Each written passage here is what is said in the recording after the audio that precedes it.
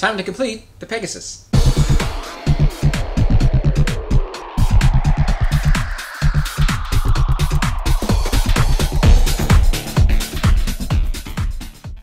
Well, hey everyone, and welcome back to another Illustrator Modeler. Ready now to complete my build of the Pegasus. This, of course, is a 1/350 scale Grissom model from round 2.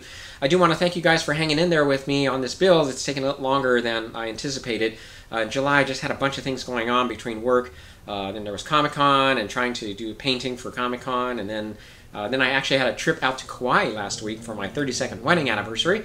Between all of that, it was hard to squeeze any time for model building, so I do apologize. It's taking a little bit longer to finish this up, but we're going to complete it in this video. And before I move on, I wanted to go over a few points about this model that I think you find of interest if you are looking into building this model. So first, let's take a look at these reference photos. You'll notice the studio model has this shading along the triangular panels where it starts out dark at the front and fades to a lighter color. Now, I was debating whether or not to add this, but I did decide to move on with it, and I first started with pastels, but found that it wasn't dark enough, so I ended up painting it instead using a mix of ebony brown and black in my airbrush. And this is how it turned out. You can see in the pictures it looks obvious, however in person not quite as apparent. However, in this lighting you can see that it is darker towards the forward section there. Okay, well, I do want to move on now with some things I did for the section that sits on top of this. Let me go ahead and show you that. Okay, so working on this part of the model now. This is the final piece of that flat part that everything sits on, that the saucer sits on. And I still have some lighting to install here. We've got the strobe light here. We've got 2 running lights here and here, and we've got the impulse engines. A couple things to make note of. Both Boyd and Lou pointed out that the model overall is pretty well engineered, with the exception of these 2 pieces here that were molded in clear. It would have been better for them to mold it in solid with maybe a hole drilled through here, but the idea is that this is molded in clear. You're supposed to paint it, scrape away this part here, install your LED on this side, and the light should shine through. The problem is there are a lot of nooks and crannies in here, so it's hard to really light block this efficiently, and you end up with a lot of light leakage. So I'm going to follow Boyd's suggestion here. What I did was I took a pin vise and made a hole through that point.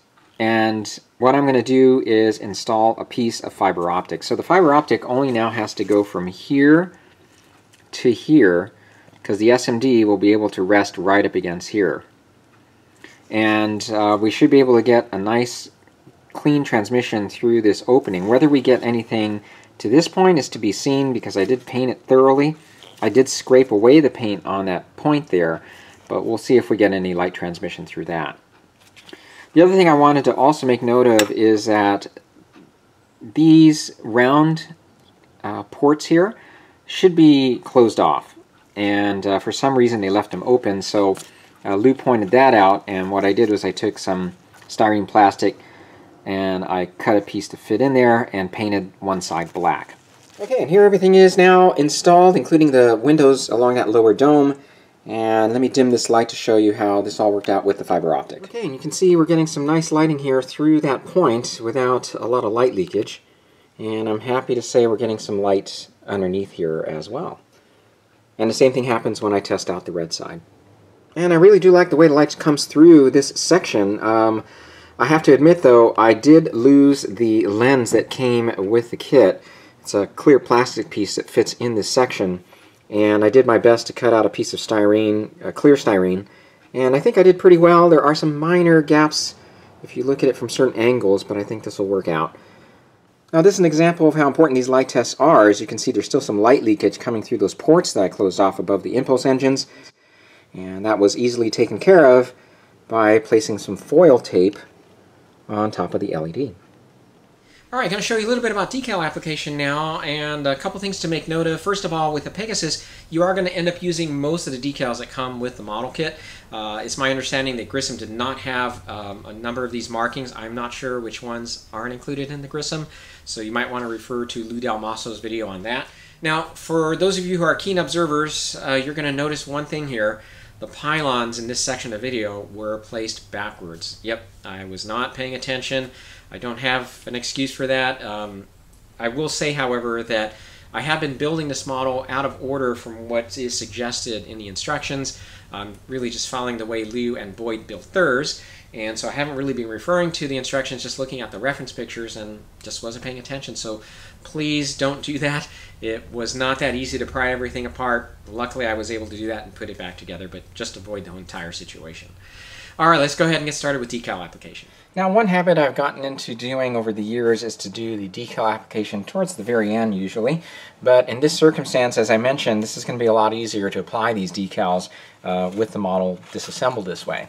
I did want to make note before we start here, a couple things actually. One, this back section, you have an option of one of two pieces that you can install. This cone-like piece here or a flat section. I decided to go with the flat because when I tried to insert this, I just couldn't really get it to fit flush into this hole for some reason.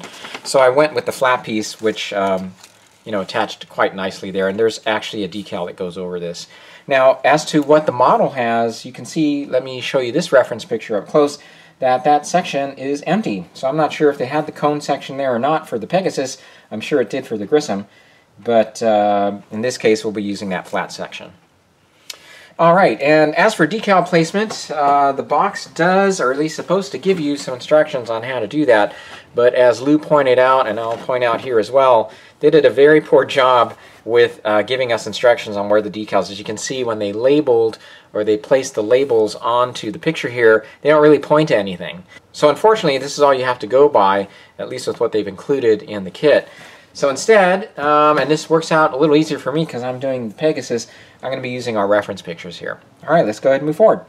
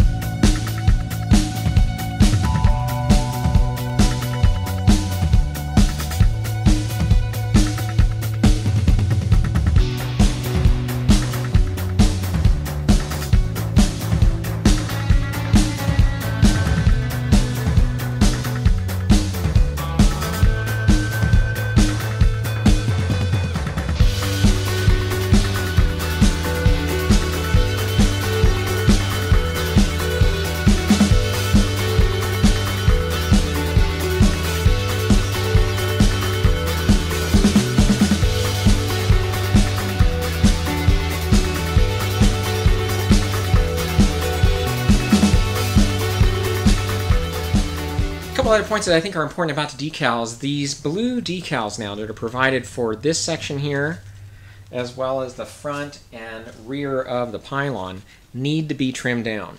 If you apply them as they are way too wide, and you're going to find there's a lot of overhang, and that's going to be a pain to deal with. So this is something that was pointed out by both Lou and Boyd that I remembered. So just make sure as you're applying these decals, you size them up first and then trim them down. Otherwise, you're going to be stuck trying to deal with that. Secondly, is another observation I made was that you'll notice now with the Grissom decals, the registry numbers are provided in these orientations, one for the top of the saucer, one for the bottom. And that's kind of how you're used to seeing it, right? If you look at the pictures here, you'll notice the registry number on the bottom of the saucer is like so, and on the top it faces this way. And if you built other starships, you'll know that's typically the case. However, when I was looking for the registry number for the bottom section of the saucer, I noticed that they provided registry numbers, the two registry numbers, in the same exact direction. So I thought that was an error. However, if you look at the reference photo, you'll notice that's the way it is on the studio model. So don't freak out that there isn't a different registry number for the bottom. Alright, now time for final assembly here pretty much, and I wanted to show you real quick before we move on with that is the stand. Now I have all set and prepped, ready to go. We've got the battery holders, which are these coupling parts here that you can find at Home Depot for this wire molding. They happen to be the perfect size to be able to grip a 9-volt battery. They're inexpensive, just attach them on with super glue. I've got the 9-volt connectors ready to go along with the switches. And if you recall, I made a decal that includes the ship's plaque and the Starfleet science emblem for the top part here. So the model was then attached to the stand using a 2-part epoxy to help secure it in place. And what was left was soldering the remaining connections. Now, I didn't record a lot of that because I'm not sure how much that really would have helped you anyway, and plus it would have been kind of hard to capture with all the awkward angles. So I'll show you the completed project in just a second. Okay, well here we now have the completed 1/350 scale USS Pegasus, which again is the 1/350 scale Grissom kit from round 2.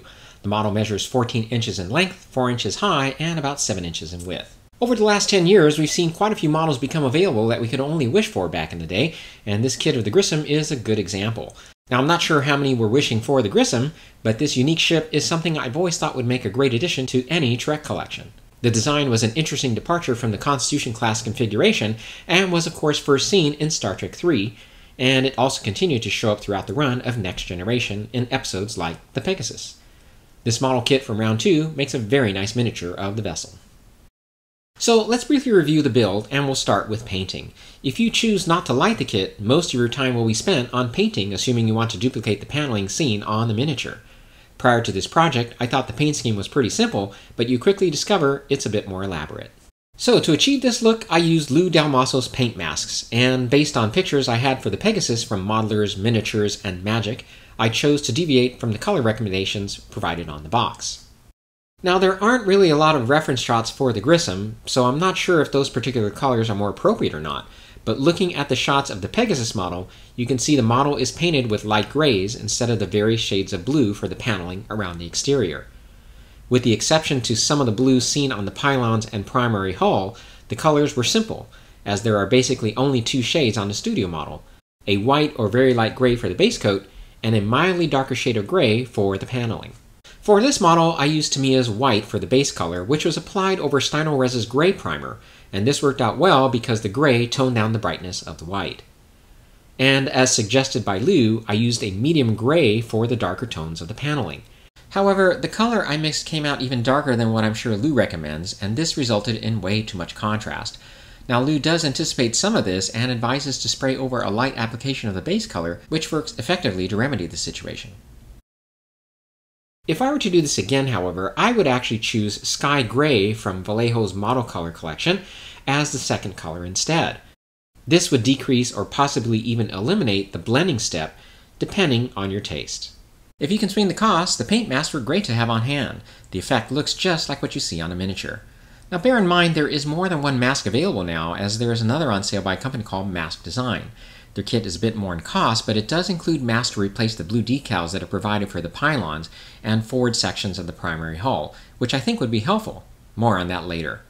They also include masks for paneling the silver-colored sections. If you recall, I was able to do this with just masking tape and various shades of metallic gray. Overall, I'm very pleased and happy with the results Lou's set provided me. I obviously don't have any experience with the Aztek Mask set, but my recommendation is to take a look at both and see which best fits your needs. A link to both are provided below. As for lighting, the kit was lit with various colors of nano SMDs from evandesigns.com, and they were all tied into the effects board from HobbyLink International, and it does a great job for providing the blinking strobes and running lights. I also really like the effect they've included for the impulse engines. If you'd like more information about the board, please check out part 2 of the build, as a detailed description of the board and how to connect it is provided. A link to HobbyLink International is also provided below. So this was a fun and interesting kit to work on. For the most part, the kit is well engineered, and I think you'd enjoy building it. I absolutely love the scale they chose to produce it in, and it will certainly make a nice addition to my Trek collection. Alright guys, we're ready to wrap up here. I want to make a few comments here that will hopefully help you out with your build. And so I wanted to go over a few things, critique the model a little bit here, or at least critique the kit, and critique my own work for that matter. So first thing I want to make mention of are the decals. The one decal I want you to be careful of, is this lined decal here that they provide for the nacelles. I'm glad they provide those because those are on the Studio Miniature, but bear in mind the decal ends in a very skinny line, and those can be easily displaced if they're not fully settled. So that's what happened to me on the starboard section here. I noticed there's a little curve in one of those. I wasn't paying attention, and it was just too late to fix that. So just bear that in mind anytime you're dealing with decals like that. The other decal I found to be a challenge because really most of the other ones were fine. Even this large one I didn't find that hard to put on. But these decals provided for this front section here, as well as for the pylons, and there's a short one here on the back. You know, the decals, as I mentioned, are too thick to begin with. They're not sized properly, so you do have to trim those down. That's one problem. And when I did lay them down, I didn't think they laid down all that great. So in the end, I think I might, if I were to do this model again, I might approach it differently. So a couple things you might want to think of is paint the blue on, because that's not the right color blue anyway. It's too aqua. And then maybe cut out the dark blue sections there and apply those separately. I know that might take a bit more work, but it might come out looking better. And then of course there's a paint mask. You can consider that Aztek Mask paint mask. Does come with something to help you paint that on there. I'm not sure how easy that would be to do, but again, a couple things to think about there. Secondly, if you are going to light the model, 2 words, light block. You never can light block it enough, it seems. I'm going to draw your attention first of all to the front of the nacelles. If you look at this video, you'll see there is some light dispersion through the plastic. And unfortunately, I thought that the SMD was going to be small enough to where I would just have the light going through just the piece itself and not have much around it, so I just light blocked around the SMD. But the light is transmitting through or dispersing through the plastic itself, so that could have been addressed by just painting the interior black. So that's something I overlooked. The other area I overlooked was the bottom of the saucer. The strip lights you're using to light all the windows on top are bright enough to light everything, both the top and the bottom windows, but it's also bright enough to seep through the plastic, so don't forget to light block that section. The other thing I want to make mention of too is at the beginning of the build, you remember that I painted this silver section here separately, which I still think is easier to do, especially if you can do the paneling, but I mistakenly put the 2 halves together without installing that, and that's not what the instructions tell you to do. Now at first I didn't think it was going to be a big problem, but when I went to place the top section of the pontoon onto the bottom, I did have some alignment issues.